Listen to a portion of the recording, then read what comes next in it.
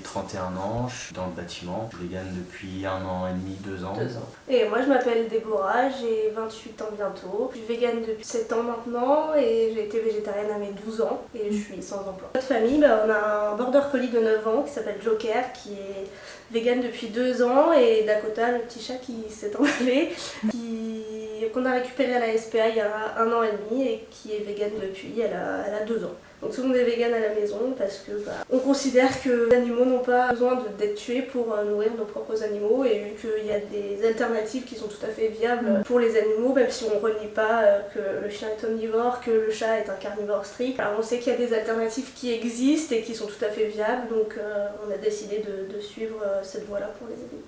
Il faudrait que vous me montriez tous les produits que vous utilisez, ça c'est super intéressant parce que je pense qu'il n'y a pas beaucoup de monde qui connaissent ce genre d'univers-là. Moi-même d'ailleurs. C'est plus elle qui s'est renseignée parce que c'est important quand même de se renseigner sur tous les besoins aussi de l'animal et tout. Donc elle s'est beaucoup renseignée via tout ça. J'ai lu des articles scientifiques, des avis sur aussi les croquettes en question pour savoir si les animaux qui les mangeaient étaient en bonne santé sur la longue durée parce que le chat est encore jeune donc voilà. Joker, on l'a récupéré, il avait 7 ans, il était maltraité, donc ça fait 2 ans. Et c'était plus facile pour nous parce qu'il supportait pas les protéines animales déjà de base. En fait, ça le rendait malade. Donc on a switché vers un régime vegan très vite. Et au final, ça lui a résolu tous ses problèmes de santé. Il est à la pêche. Personne ne nous croit quand on nous dit qu'on a un chien de 9 ans, tout le monde dit qu'il a 1 an, 2 ans. Enfin... Il est plus jeune, oui, voilà. C'est vrai, il fait plus jeune. Voilà, donc du coup, il pète la forme. Il faut qu'on dépense beaucoup. Il court quasi 2 heures par jour parce que sinon, c'est un border collie quoi. Voilà. Mais tout va bien au niveau de santé, les vétos sont pas au courant qu'ils sont véganes. D'accord. Parce qu'on a très peur des jugements. En fait, ils nous ont jamais demandé, puisqu'il n'y avait pas source à s'inquiéter de leur santé. Donc ils nous ont jamais demandé qu'est-ce que vous voulez leur donner à manger. Donc pour le moment, ils sont pas au courant. Pour le chien, je pense que ça poserait pas de problème parce que c'est quand même un peu plus démocratisé. Pour le chat, il y a beaucoup de jugements en plus à ce niveau-là, étant donné que c'est un carnivore strict, les gens pensent que voilà, ça pose plus de problèmes, mais elle est suivie régulièrement chez le vétérinaire, il n'y a aucun souci pour le moment. Donc voilà, après on n'est pas non plus... nos animaux, on sait que si jamais un jour il y a un quelconque problème de santé dû à l'alimentation, on re-switchera vers des croquettes carnées, on n'est pas inconscient non plus. Mais pour le moment tout va bien, ils mangent avec appétit, les deux adorent leurs croquettes, leurs pâtés, donc pour le moment il n'y a aucune raison qu'on se re-switch vers un régime carné pour eux. Et c'est difficile à trouver ce genre d'alimentation ? Alors pour le chien, c'est moins difficile que pour le chat. Pour le chien on commande sur Zooplus. Ils ont 2 gammes de croquettes, mais on commande les 2 qu'on mélange parce qu'au début on en avait commandé une qui l'aimait pas trop et on en a recommandé une autre qui l'aimait plus et on n'avait pas envie de refaire une transition, surtout qu'il y en a une qui est un peu moins protéinée que l'autre. Donc j'ai préféré faire un mélange des 2, en plus de la pâtée, en plus des légumes.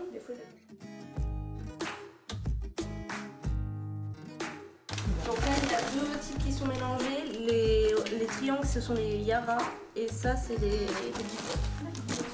Et pour le chat, c'est un peu plus compliqué parce que une des seules marques qui exportait, c'était Benevo. C'est une marque anglaise et depuis le Brexit, les prix ils ont explosé. Donc on peut les trouver dans des épiceries sur Paris, mais elles sont très chères. Nous, malheureusement, on n'aime pas trop, mais on est obligé de commander les siennes sur Amazon parce que ça vient d'être ces marques italiennes. Elles sont moins chères qu'en épicerie vegan, donc on les fait importer. Sur place, il est à 80 € au lieu de 60 €. T'as regardé ma fille? Il faut Giza. Tiens, regarde. Ah oui, elle aime bien. Ah, les adore. Au niveau du prix, par contre, je trouve qu'il n'y a pas, parce que je me renseigne avec d'autres amis qui ont des chiens, la différence de prix entre les croquettes carnées et les croquettes véganes sont pas énormes. Pour le chien, en tout cas, elles sont à 45 € les 10 kilos. Ah oui, c'est pas énorme. Donc c'est pas énorme. Et pour le chat, c'est 60 € les 7,5 kg. Pour le chat, c'est un petit peu plus élevé, mais ça reste abordable, on va dire. Et le chien, au final... moi j'ai des amis qui ont des chiens qui sont allergiques, qui doivent prendre des croquettes spéciales et tout, et au final elles sont moins chères que des croquettes carnées. Oui c'est vrai, c'est dans les mêmes prix, voire moins cher, donc c'est très bien. C'est plutôt chouette. Puis on voit qu'ils sont en bonne santé. Oui, ils sont en bonne santé, ils sont suivis, ils font l'exercice. Donc voilà. Et du coup il a des friandises à la vanille, il a des bâtons à mâcher Edgar Cooper qu'on trouve en grande surface. Donc voilà, ils ont 2 gammes véganes. Une à la pomme, une à la fraise. Ouais.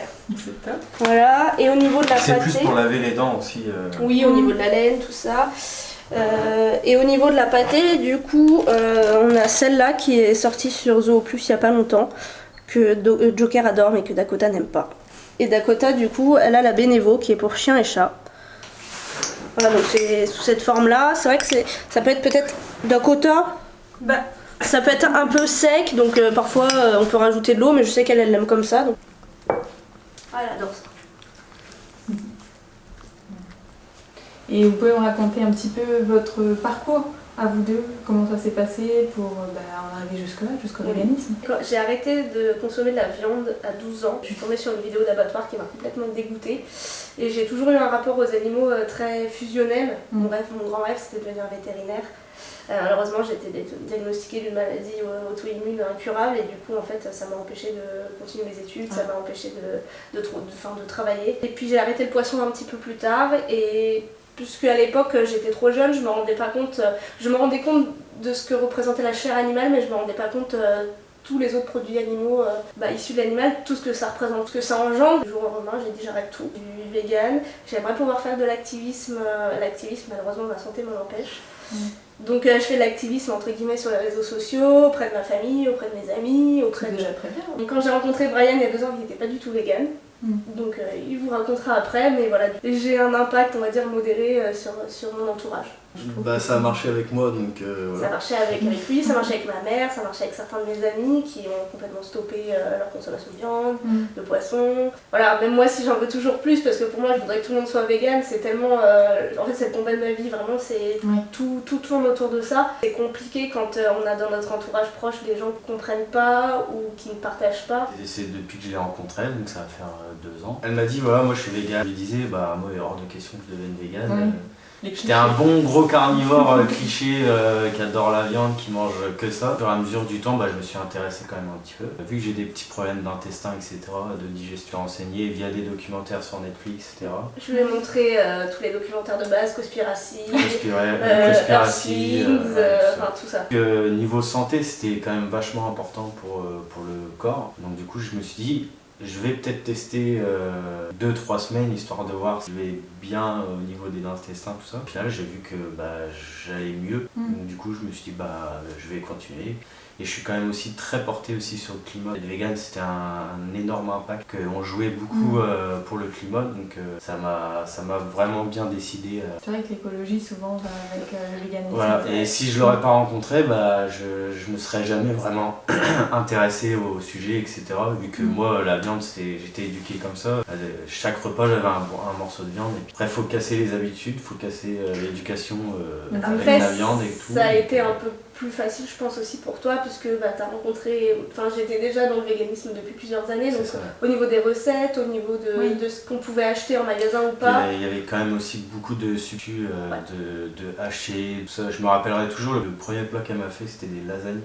Et j'ai vraiment pas vu la différence et j'étais vraiment bluffé. Et du coup, je me suis dit, pourquoi ne pas prolonger la chose. Et puis, au final, j'ai découvert plein de saveurs. Je sais que mon impact au niveau du climat est beaucoup mieux. Ma santé va mieux. Je ne tue plus d'animaux. Parfait. Parce que voilà, en fait, en bas, c'est l'étage. C'est l'étage des légumes, mais et là on a des fruits, mais parce qu'on a fait, mais sinon voilà, le yaourt, c'est voilà la nouvelle gamme Andros qui est super bonne. On mange des gnocchis, on a des fausses saucisses, du saucisson, le bacon la vie.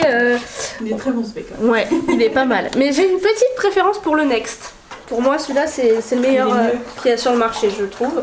Voilà, on a les nouvelles gammes Apivore pour la raclette de demain. On a du haché, on a le Vuna, le nouveau thon qui est incroyable. Voilà, après on a tout plein de sauces. Enfin voilà. Comme quoi, un frigo vegan, il y a quand même pas mal de choses et c'est très bon. Voilà, c'est pas que des légumes, et puis dans le congélateur c'est pareil. On a quelques enfin des pâtes à pizza, quelques légumes, mais c'est vrai qu'on a beaucoup de substituts. On a des saucisses. On a des Beyond Meat, on a des faux calamars. On n'est pas du côté LC de la force, mais clairement là, ça a été c'est pas mal de malbouffe et de tests. Voilà, comme Brian, il aimait beaucoup tout ce qui était à base de viande avant. Beaucoup de substituts carnés à base de bacon, enfin pour goût bacon, goût ranch, taco. C'est pas mal. Moi j'utilise beaucoup, c'est le liquid smoke. Ouais, le liquid smoke, ouais, j'en ai plus.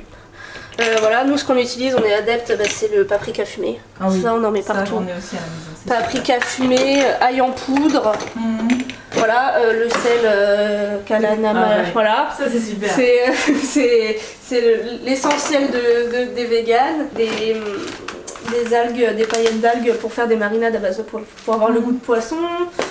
Voilà, on a des petites graines de temps en temps, des oignons frits, enfin voilà, et puis c'est pareil, après c'est des gâteaux, on en trouve quand même maintenant pas mal, tout ce qui est... Un peu plus, ouais. Voilà, tout ce qui est... on a trouvé ça la dernière fois, après... on est beaucoup au courant aussi de tout ce qui sort grâce à la merveilleuse page Instagram, je sais pas si tu connais, d'Accidentellement Vegan, elle est super. qui nous sauve vraiment la mise sur énormément de produits. À chaque fois qu'elle poste un truc, je suis ah Brian, regarde, trop bien, trop bien. Donc voilà, grâce à elle, on est au courant aussi de toutes les alternatives véganes qui sortent. Et franchement, si elle regarde cette vidéo, merci beaucoup parce que tu fais un travail de dingue et ça aide énormément de gens. Donc c'est super quoi, d'avoir une page comme ça, c'est fou. Enfin, après, moi je suis devenu vegan dans la bonne période. Oui, parce qu'il y a quand même beaucoup de substituts, de choses qui ressemblent vachement à la viande.